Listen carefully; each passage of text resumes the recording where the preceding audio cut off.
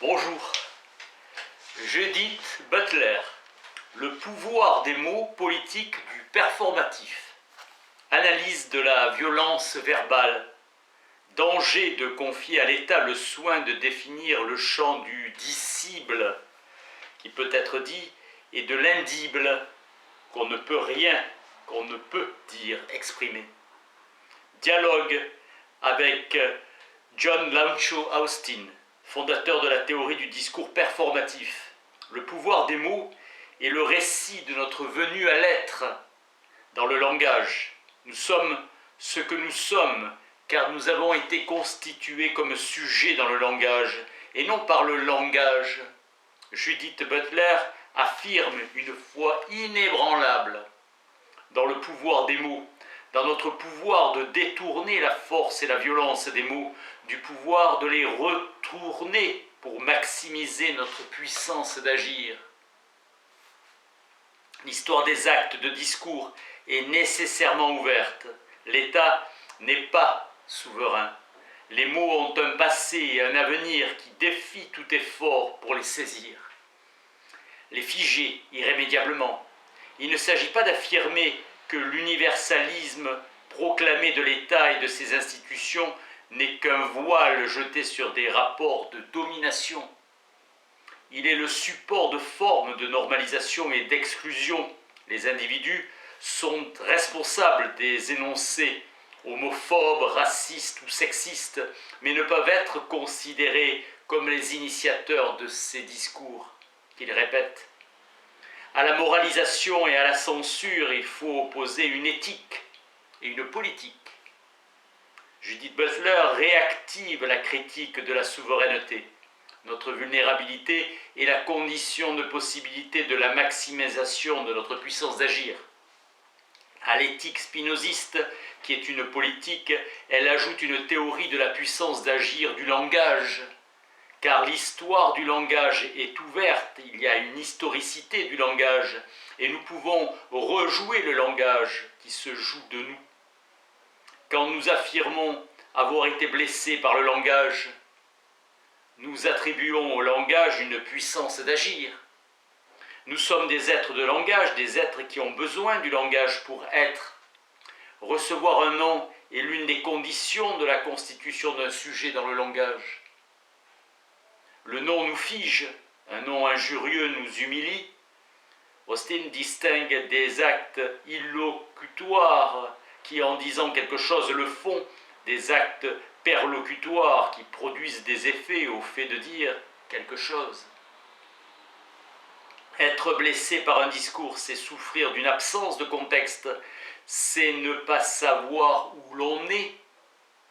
Formule de Richard Delgado et Mari Matsuda, les mots blessent en mêlant le vocabulaire du corps et celui du langage. Il n'existe pas de vocabulaire spécifique au domaine de la blessure linguistique. Il est nécessaire pour l'évoquer de recourir au vocabulaire de la blessure physique. Pour Toni Morrison, le langage de l'oppression fait plus que représenter la violence. Il est violence. Parabole des enfants qui jouent un mauvais tour à un aveugle. L'oiseau dans la main est-il vivant ou mort ? L'aveugle refuse de répondre et déplace la question. Je sais que l'oiseau est dans ta main. Parabole où l'oiseau est le langage considéré principalement comme une puissance d'agir, comme un acte et ses conséquences, accomplissement qui a des effets. Sa puissance est le thème de la formulation et son action même. Le discours de l'État prend une forme souveraine, ces déclarations étant souvent littéralement des actes de droit. Chez Mari Matsuda, le discours ne reflète pas simplement une relation sociale de domination, il décrète la domination. Distance qui sépare le discours de la conduite. Pour Austin, le sujet qui parle précède le discours. Pour Althusser, l'acte de discours qui donne vie au sujet dans le langage précède ce sujet. Les idées ne précèdent pas ces actions et leur existence est inscrite dans les actes. Des pratiques réglées par les rituels Althusser s'efforce de décrire le pouvoir de constitution du sujet exercé par l'idéologie à travers la figure d'une voix divine qui nomme et fait advenir le sujet. L'individu qui énonce le performatif avec succès par le biais d'un pouvoir incontesté. Le médecin annonce « c'est une fille » et ouvre la longue chaîne où le jar est répété rituellement. La censure est un pouvoir producteur, elle n'est pas simplement privation, elle est aussi formation.